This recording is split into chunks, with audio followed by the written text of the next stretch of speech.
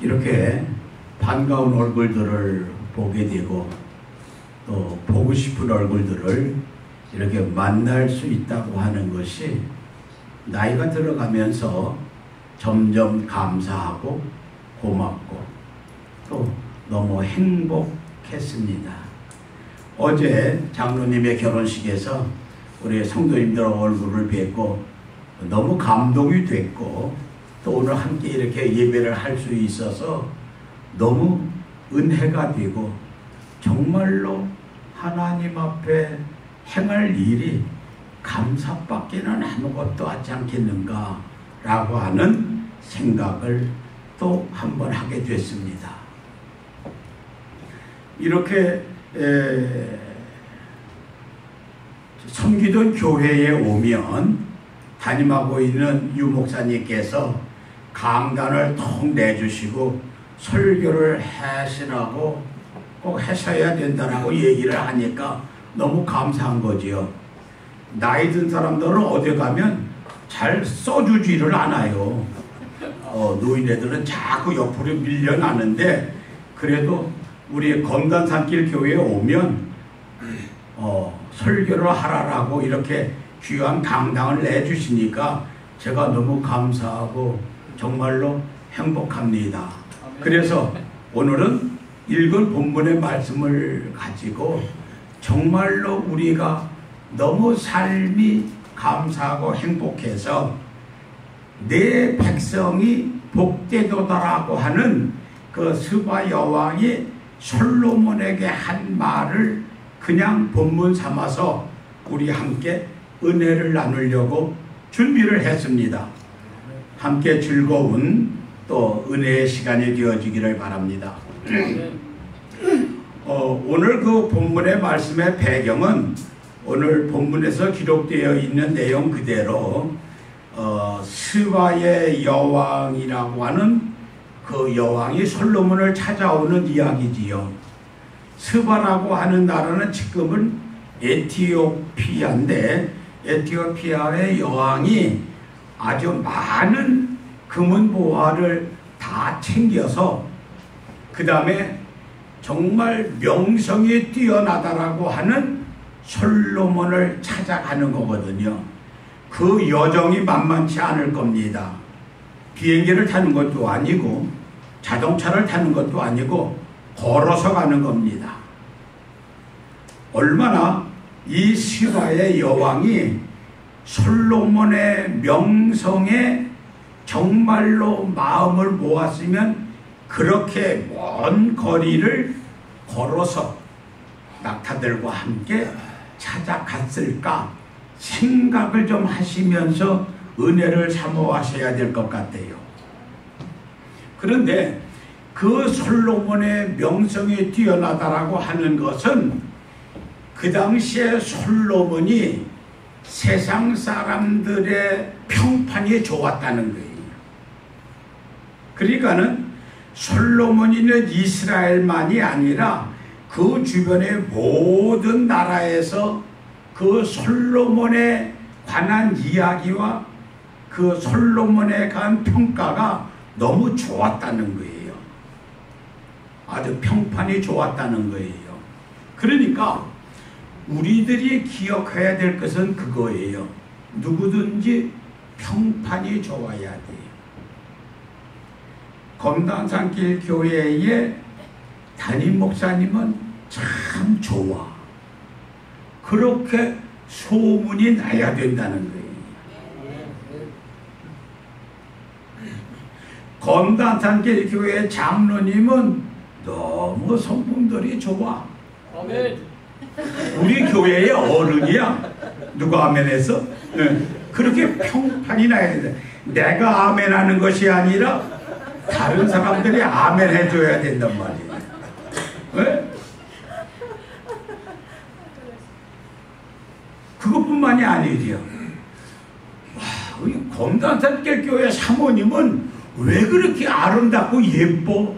너무 좋아. 너무 은혜가 돼. 이렇게 나와야 된단 말이에요. 이럴 때는 아멘 하는 거예요. 아멘. 그렇게 솔로몬의 평판이 너무 좋아서 이 스바의 여왕이 야, 저렇게 명성이 떨치는 솔로몬을 찾아가 봐야 되겠다라고 마음에 작정을 하고 그 먼 길을 나서는데, 검단산길 교회 담임 목사의 야, 그분이 너무 좋대, 한번 가봐야 되겠어. 그래서 사람들이 찾아 나오게 하셔야 된다, 그런 말이란 말이지. 목사님만이 아니라 장로님이나 저기는 우리 모든 성도님들이 평판이 좋아야 된다는 말이에요. 저도 제주도에 살고 있으면서 평판이 좋게 받으려고 애를 많이 써요. 여러 목사님들을 만나면 제가 먼저 제일 인사를 잘해요. 90도 되게. 평판 좋으라고. 그리고 열심히 돈을 모아서 평판 좋으라고 열심히 목사님들을 대접을 해요. 올라오기 전전날 우리 동네에서 조금 한 5분쯤 가면 이렇게 이제 좋은 집에 음식점을 이렇게 개업을 하는 게 시작을 처음 하는데, 10,000원짜리인데 3,000원에 판대. 그런데 뭐를 파는 거 아니? 돼지국밥. 서울 사람들은 잘 먹어보지도 못했던 제주도만의 특별한 음식인데 돼지국밥을 파는 거예요. 그런데 그게 10,000원씩인데 고주가 며칠 동안만 3,000원에 판대. 그래서 제가 어떻게 했겠어요? 전화를 몇 군데 돌렸어요, 목사들을. 그랬더니 목사가 몇 명 하니까 9명이 왔어요. 9명이 와서 제가 밥값을 다 냈잖아요. 9명이라고 그래야 3,000원씩이니까 27,000원이에요. 엄청 대접을 많이 했는데 돈은 27,000원밖에 안 나가더라고요. 와, 그거 장사 잘했어요, 그날. 그런데 그 목사님들이 아주 고맙다고 그래. 3,000원짜리 먹고. 그래서 평판이 좋아. 제가 이렇게 예화를 드리는 것은 우리들이 무엇을 하든지 간에 주의 마음을 품고 이렇게 저렇게 조금씩 해나가면 평판이 좋아지고 각각에 대해서 관심들을 갖게 된다는 거지. 그렇게 평판이 좋은 솔로몬을 향해서 스바의 여왕이 뭐라고 고백을 하는 거니? 정말로 당신은 복이 많습니다. 왜냐하면 당신은 하나님의 은혜 안에서 복이 되는 사람인데, 당신 때문에 정말로 당신에 속한 사람들이 다 복을 누릴 수 있으니 얼마나 큰 복을 받은 사람이냐. 당신 때문에 교회를 섬기는 여러 사람들이 다 복을 받을 수 있고, 당신 때문에 지혜로운 말씀을 다 들을 수 있으니 얼마나 복된 민족이고 얼마나 복된 사람들이고 얼마나 복이 많은 당신이냐라고 이 스바의 여인이 솔로몬에게 고백을 한단 말이에요.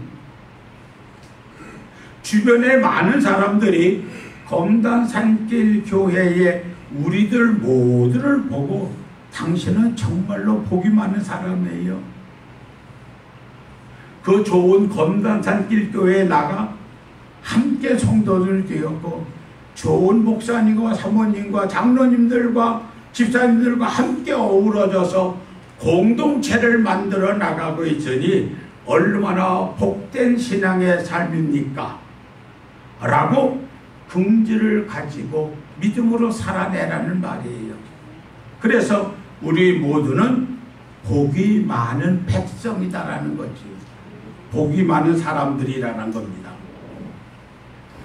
솔로몬이 이 말씀을 듣고는 너무나도 감동이 돼서 그 여인에게 넉넉하게 이제 융성하게 대접을 하는 내용으로 이제 역대하 9장의 사건이 이렇게 기록되어 있습니다. 그러면 오늘 제가 여러분들과 함께 나누려고 하는 것은 이 솔로몬 때문에 모든 속하 있는 사람들이 복을 받았다라고 하면 성경에 그런 사람들이 또 있어요. 애굽이라고 하는 나라를 잘 아실 거예요. 애굽은 하나님을 전혀 모르는 백성들이잖아요. 하나님을 거역했던 백성들이잖아요. 그런데 요셉이 형제들에게 팔려서 애굽으로 가요. 그렇죠? 그러는데 그 요셉이 제일 먼저 팔려간 집이 보디발의 집이에요. 그런데 성경을 보면 창세기에서 요셉 때문에 보디발의 집이 축복을 받아요. 그렇죠? 보디발의 집에서 축복을 받았던 요셉, 그가 여러 가지 어려운 과정을 통해서 이제 애굽의 뭐가 돼요? 총리가 된단 말이에요. 요셉 때문에 애굽이 복을 받아요. 애굽이 멸망을 당할 수밖에 없는 민족이고 나라지만은 요셉이 애굽에 머물면서 7년의 숙년에 망하지 아니하고 7년의 풍년에 잘 준비해서 7년의 숙년에 망하지 아니하고 불지의 나라가 되잖아요. 요셉 때문에 애굽이 복을 받아요. 문제는 뭐냐? 내가 복의 근원이 되어서 나로 인하여 복이 형성되어질 수 있도록 너는 복이 많은 백성이로다. 그래서 우리 모두가 다 오늘 이 말씀을 통해서 스바 여인이 솔로몬에게 고백한 것과 같이 복이 많은 백성들로 우리는 하루하루 하나님의 사람으로 멋지게 살아내라는 겁니다. 오늘만 사는 것이 아니라 우리 남은 생애를 복을 받은 사람으로 살아내라는 거예요. 흔들리지 말고 꿋꿋하게 살아내라는 거지요. 그런데 솔로몬이 이와 같은 복을 받게 된 동기를 이제 열왕기 하로 가보게 되면 3장에서 솔로몬이 1000번째의 제사를 드리게 되지요. 그럼 1000번째의 제사에 대해서 해석이 구구각각이에요. 그런데 보편적으로 많은 신학자들은 1000번째의 제사를 솔로몬이 1000번을 드린 것이, 그러니까 하루 이틀 3일 4일에서 1000날을 드린 것이 아니라 1000번에 드릴 제물을 한데 모아서 하나님 앞에 드렸다라고 하는 얘기예요. 그렇게 해석하는 분들이 많아요. 그러니까 그 얘기는 무슨 얘기인고 하니 솔로몬이 드린 제사는 최상의 제사를 드렸다는 거예요. 자기 생애에 다시 없이 최상의 예배를 드렸다는, 제사를 드렸다는 거지요.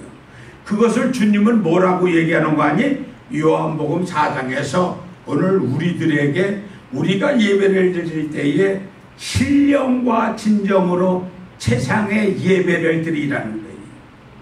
그리하면 하나님께서 요셉에게 주셨던 것과 같이 최상의 복을 주시겠다는 거거든요. 그래서 우리는 예배할 때에 신령과 진정으로 내 생애의 마지막 예배와 같이 온 마음과 뜻을 모아서 예배를 하라는 거예요. 이거를 쉽게 표현하면 예배에 목숨을 걸어라 그러는 의미.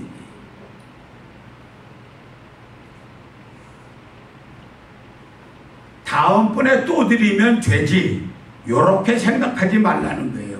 오늘이 나의 마지막 예배다라고 하면서 최상의 예배를 준비하고 드리라는 거예요. 목사가 설교를 할 때에도 오늘 내가 마지막 설교다라고 하는 각오로 준비하면서 설교하고, 교인들도 예배를 드리며 찬양할 때, 기도할 때, 말씀을 들을 때 오늘 내가 마지막 예배와 같은 심정으로 최선의 예배를 드릴 때에 이것이 신령과 진정으로 드려지는 예배요, 최상의 예배가 된다는 거죠. 이런 예배에 하나님이 은혜를 베푸신단 말이죠. 그러면 이제 그 최상의 예배를 드림으로 인해서 하나님께서 솔로몬에게 응답을 하시잖아요. 그래, 내가 네게 무엇을 줄꼬? 이렇게 물으셔요. 그런데 솔로몬이 하나님 앞에 뭐 금은 보화, 뭐 어떠한 물질, 어떠한 권력을 요구하는 것이 아니라 그렇게 얘기해요. 나는 미련하여 지혜가 없으므로 내 많은 백성을 다스릴 수가 없습니다. 그러면서 지혜를 달라라고 하는데 이렇게 표현을 해요. 나보다 남을 낮게 여길 수 있는 마음을 달라라고 기도를 해요. 이렇게 솔로몬이 하나님 앞에 간구하는 것이 하나님의 마음에 들으셨다는 거예요. 그러니까 나보다 남을 낮게 여길 수 있는 지혜를 달라고 하는 이야기는 남을 이해할 수 있는 마음을 달라는 거예요. 그러니까 하나님께서 기뻐하는 마음은 우리 성도들이 모두가 다 같이 남을 이해하는 마음을 품고 살아내라는. 목사님이 설교를 할 때에 어느 날은 죽을 줄 때가 있어요. 그러면 우리들은 뭔 목사가 도대체 뭘 하길래 설교를 저 모양으로 해라고 핀잔을 주는 것이 아니라 이해를 하라는 거예요.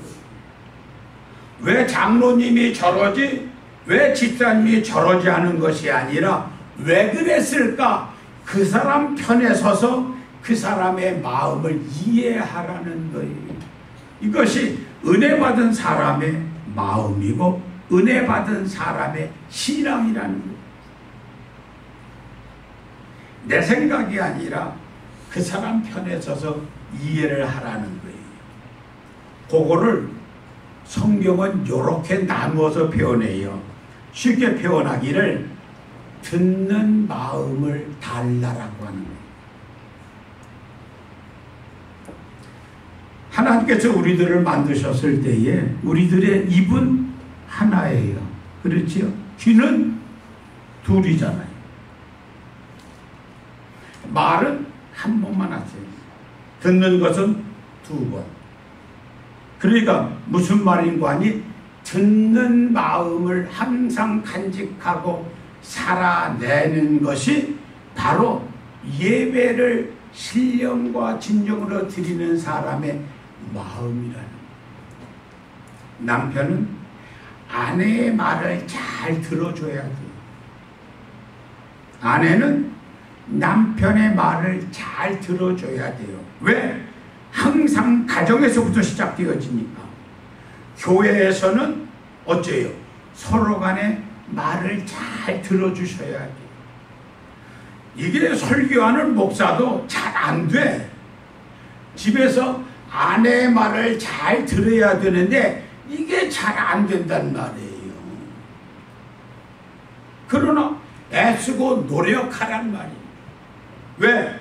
믿음의 사람이기 때문에 예배를 중요시하면서 살아내는 사람들이기 때문에 항상 오늘도 얘기하는 것과 같이 듣는 마음을 항상 간직하고 살아내라는 거예요.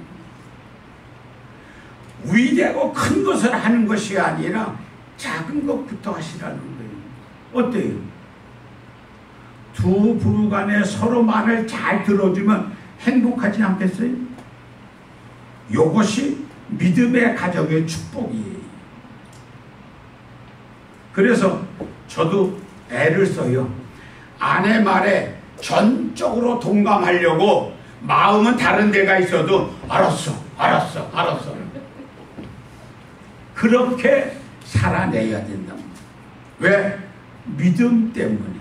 왜? 주님 때문에. 그 다음에 우리가 남보다 남을 낮게 여긴다라고 하는 마음은 가장 중요한 또 두 번째는 선악을 분별할 수 있는 지혜가 있어야 된다. 덮어놓고 말을 다 듣는 것이 아니라 말하는 사람은 구별하여 말하지 아니하고 마구 내붙여도 우리가 가려들을 만만 가려듣잔 말이에요. 선악을 분별해서 내 것으로 만들어라는 거예요. 이것이 바로 오늘 역대하에서 솔로몬에게서 배우는 지혜예요. 솔로몬에게 얼마나 많은 사람들이 와서 말을 하겠어요. 왕인데 그 말을 다 들어요. 듣지만 선과 악을 분별해서 옳은 것만 내 것으로 삼는단 말이에요. 강단에서 증거되는 말씀도 은혜가 되지 아니할 때가 있어요. 그럼 그냥 접어둬요. 은혜가 되는 말씀을 받아요. 누가 옆에서 얘기해도 은혜가 되는 말씀을 받아 여기에 간직해요. 그러나 마음에 거슬고 귀에 거슬리는 얘기는 그냥 접어두세요. 그것 들고 싸우지 말란 말이에요. 당신은 왜 그 모양이야? 왜 나한테 그래? 시비 걸고 싸우지 말란 말이에요. 왜? 주님이 그렇게 가르치셨고 은혜 받은 솔로몬이 우리들에게 가르치는 것이 바로 선악을 분별해서 내가 취할 것은 취하라는 거예요. 우리가 하루에 많은 사람들을 만나 대화하면서 살아갈 때에 우리에게 유익한 것은 취하여 내 것으로 삼고 또 내게 유익하지 못한 것들 다 걷어주면서 접어두란 말이에요. 한 가지만 더 얘기할게요.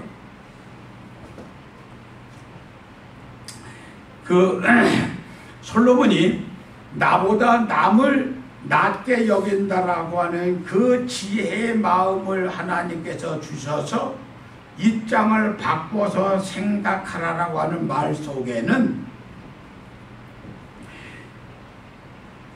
상대방, 목사는 교인들의 마음을 잘 살필 수 있는 지혜를 갖도록 기도하라는 거예요. 남편은 아내의 마음을 잘 살필 수 있는 지혜가 있어야 돼요. 아내는 지금 무슨 생각을 하고 있느냐?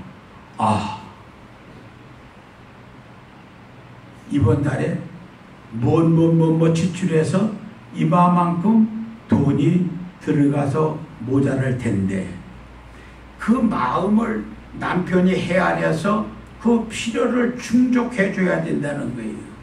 돈이 모자라 어떻게 하면 좋을까 걱정하는 그 아내에게 느닷없이 남편이 가서 오늘 내가 뭐 친구 만나러 가는데 돈이 좀 필요해. 돈 내놔. 그렇게 얘기했다가는 무슨 소리야 라면서 분쟁날 소지가 있단 말이에요. 그래서 예를 들어 한 얘기예요. 뭐냐면 상대방의 마음을 살필 수 있는 지혜, 이것이 꼭 필요하단 말이에요. 무엇을 필요로 할까? 무엇이 좋을까? 어떻게 하면 서로 은혜가 되고 어떻게 하면 서로 행복할까? 마음을 읽을 수 있는 지혜를 갖는 것이 바로 솔로몬이 하나님 앞에 구한 거란 말이에요. 신하들이 왕 앞에 섰을 때에 저들에게 무엇을 해줘야 일을 잘할까? 왕은 그 생각을 할 거 아니냐 그 말. 남편에게 무엇을 해줘야 남편이 신나게 일을 잘할 수 있을까? 자녀들에게 무엇을 얘기해 주어야 자녀들이 구김없이 잘 커가며 정말로 하나님의 나라를 위해서 헌신하고 나라와 민족을 위해서 충성하는 일꾼들로 자라갈 수 있을까? 생각을 하면서 말을 하라. 세 가지를 얘기했습니다.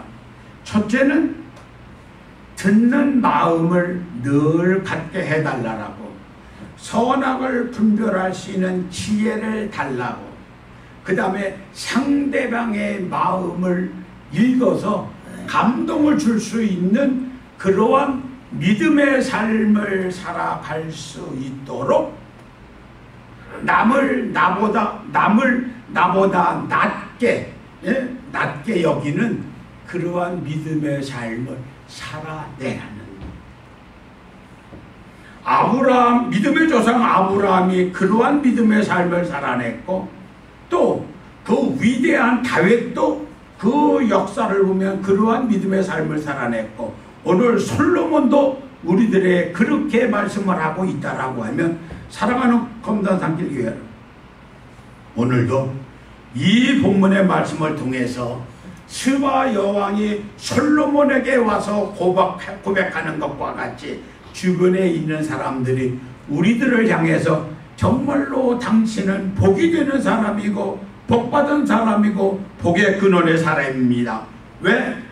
당신은 늘 듣는 마음, 듣는 귀를 가지고 있고, 당신은 선악을 분별해서 취할 것은 취하고 악한 것은 접어두고, 또 항상 상대방의 마음을 읽어 그 마음을 살펴주는 그 따뜻한 마음에 나는 항상 감동을 받습니다. 그래서 당신하고는 영원히 같이 살기를 소원합니다 라고 하는 고백이 서로 간증거리가 될 수 있도록 사랑하며 나누며 함께 보듬어주며 이렇게 하루하루 은혜의 삶을 살아내는 우리 검도산길교회 성도들이 되어지기를 주의 이름으로 축원합니다. 기도하겠습니다. 감사합니다. 은혜로우신 아버지 하나님, 정말로 내 백성이 복되도라라고 말씀하신 것과 같이 우리 검단산길교회 모든 성도들이 복되도다 고백하고 간증하고 당당히 살아낼 수 있는 믿음의 형제들로 은혜를 더하여 주시옵소서. 행하는 일마다 주의 손길로 잡아주시고 시냇가에 심겨진 나무와 같이 항상 푸르고 열매가 풍성하고 계획하는 일에 형통함이 있어지도록 주의 복을 더하여 주시옵소서. 감사를 드립니다. 예수님의 이름으로 기도하옵나이다. 아멘.